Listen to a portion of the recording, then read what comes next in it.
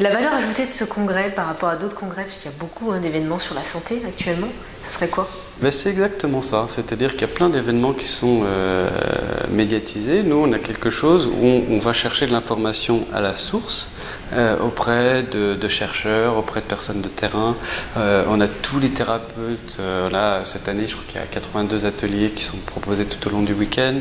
On a plus de 40 conférences avec des intervenants de haut niveau. Les thèmes proposés sont extrêmement variés. Le congrès est très dense, hein. Il y a plus de 24 heures de conférences en tout, hein, mais tout bout à bout, pardon. Et donc je pense que c'est ça que les gens viennent chercher. C'est d'abord ça, en tout cas, la qualité de l'information. Ensuite, je pense qu'il y a un autre élément qui est très important, c'est qu'on réunit donc 3000 personnes, ce qui permet d'avoir une biodiversité humaine incroyable.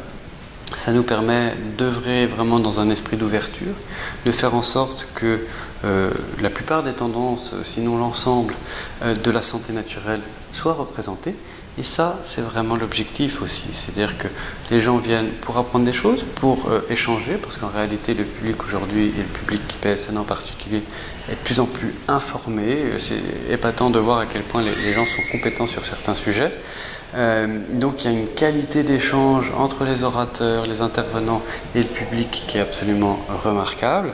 Et enfin, vraiment, cette biodiversité humaine, cette ouverture, ces ponts entre les uns et les autres, le fait qu'il y ait différentes associations, que les PSIB, l'association autour de Michel Delorgerie, soient là, qu'ils aient fait leur conseil d'administration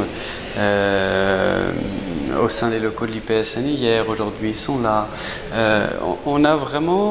On cherche vraiment à créer des communautés de communautés, à faire en sorte que les gens puissent vivre pleinement leur congrès.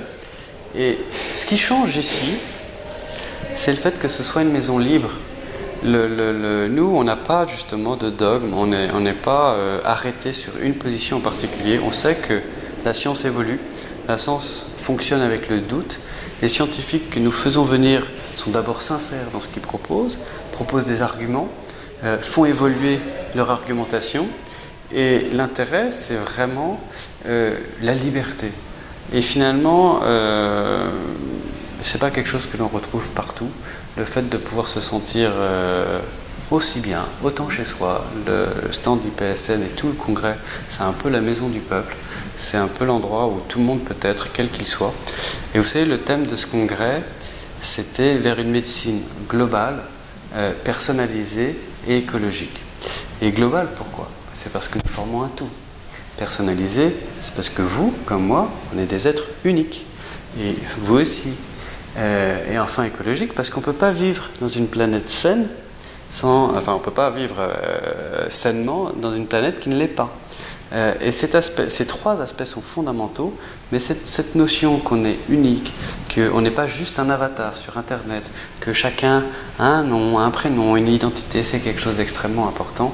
Et nous, l'un des messages qu'on passe, c'est que finalement, chacun a le droit d'être là, d'exister, d'être tel qu'il est, et je pense que les gens le ressentent. Ils savent qu'ici, ils peuvent venir avec la tête qu'ils ont, avec les idées qu'ils ont, ils seront accueillis, et ils pourront échanger, dialoguer, et évidemment toujours dans le respect de l'autre, de ce que l'autre peut proposer.